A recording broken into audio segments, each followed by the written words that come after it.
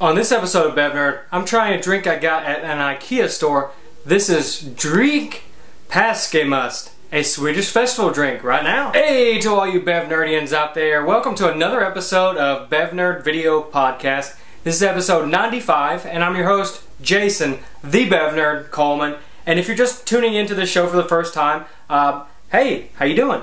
What we do on this show, what I do, is I review all sorts of beverages with soft drinks, snack food, sodas, anything drinkable or snackable gets in my mouth and I taste it and I let you know what I think about it. I don't do star ratings, I just describe the product, tell you whether or not I personally like it or not, and you make your own decision whether or not you would try it yourself. So that's the way I like to do it. That's the way people seem to like watching it. A few weeks ago, me and my wife, we took a weekend and stayed in Atlanta, Georgia. We visited the Swedish superstore of all furnitures and house things, and also a market, and picked up this Swedish festival drink. I believe it's usually consumed, it's seasonal to the store, and this sort of drink is consumed during the Easter holidays. So, you know, we're a couple weeks behind or a week behind, but I think it's still close enough and still relevant that we should try a drink like this. But it's Dryck Paskmust. I looked online and got a pronunciation for it. I picked this up, like I said, in the IKEA marketplace area of the store. I think it was like $1.39 or $1.49, something like that. Not too bad. The ingredients are as followed. For the Swedish festive drink, aromatized carbonated soft drink. Fancy. It's got water, sugar syrup, caramel color, hops flavor, malt flavor from barley, citric acid, flavors. Not natural, artificial, just as flavors on there, sure, whatever. Sodium benzoate as a preservative, and carbon dioxide, which means it's a carbonated beverage. It's 16.9 fluid ounce, or 500 milliliters for you folks that use the metric system.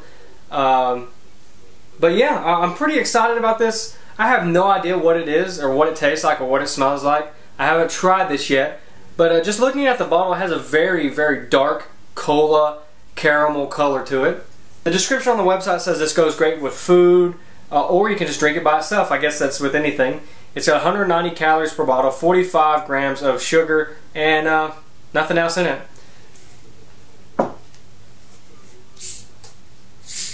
Okay, got a little bit of carbonation, not too over the top, just a little. Ooh, weird.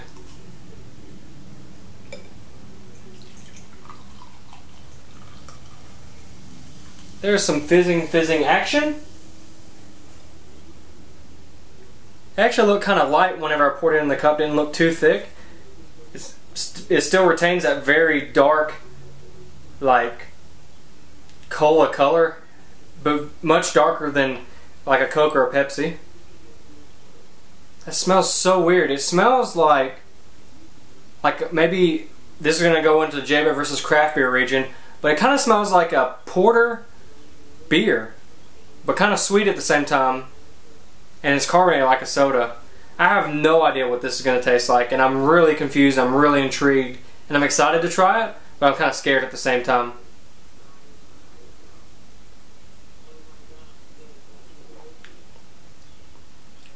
Interesting. Very complex flavors.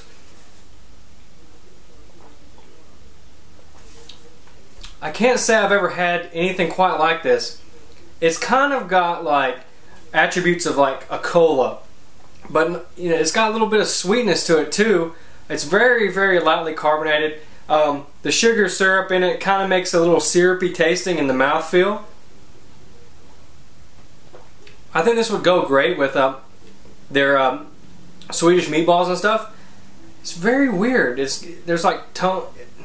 It's kind of like if you mixed a cola and like a root beer together, which is a little bit of licorice in the aftertaste. Very interesting. It's easy to drink. I would say that this is pretty good. I don't think it's amazing, but it's far from bad. But it's highly interesting. Very unique taste. Very enjoyable too, though. I'll definitely pour another one. I don't know what makes this a festive drink. I don't see why you would need a special occasion to really enjoy this. But it's really cool, and I like it. It doesn't taste like it smells. Just an observation, not really good or bad. In fact, I think it tastes better than it smells. That's always a plus. I don't really have a whole lot to add to this. I wish I couldn't really find any other reviews to see what I was going to get myself into. So maybe this is the only review of Dryck Paskmust. And I'm probably chewing that up like a soup sandwich trying to pronounce that. But yeah, I would classify this in the unique colas and root beers department. If you like interesting colas and interesting root beers, this drink is right up your alley. It's worth a shot. I guess you can only find it at the IKEA store, probably in the spring seasons, since it's a spring festive drink. And I guess I could see myself enjoying this on a temperate day, not super hot.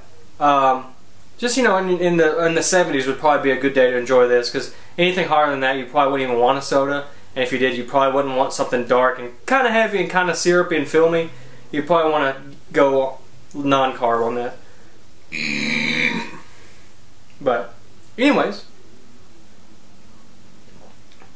overall, kind of scared going into it. Really happy I tried it. Definitely recommend at least trying a bottle. That concludes this review of Dryck Paskmust. I just like saying that, and it's probably wrong, because for this whole time whenever I tried the lingonberry drink, I kept calling it Ligdenberry. I don't even think it has a D in it. That wraps up a review of the Swedish festive drink I got from IKEA Swedish Superstore. If you haven't yet, check out BevNerd.com. There's all sorts of soft drinks, snack food, soda, review videos. We post travel vlogs in the travel section where we just go to like restaurants or events, festivals, things like that.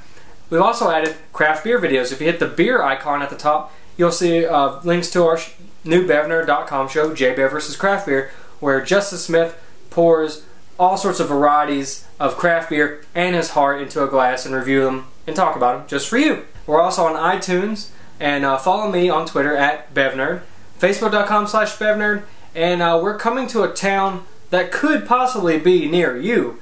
We're going to be at the first annual Alabama Phoenix Festival on May 26th in Birmingham, Alabama at the Cahaba Grand Conference Center. I personally won't be there because that's my daughter's due date, so not really sure if I'll be there at all. But J-Bear will be manning the BevNerd booth, so yeah, if you want to email me specifically you can. BevNerd@gmail.com if you're a fan of the show, have some feedback, or if you're a company that has products in the beverage or snack food category and you'd like them to get reviewed on this show, you sure can do that. Bye!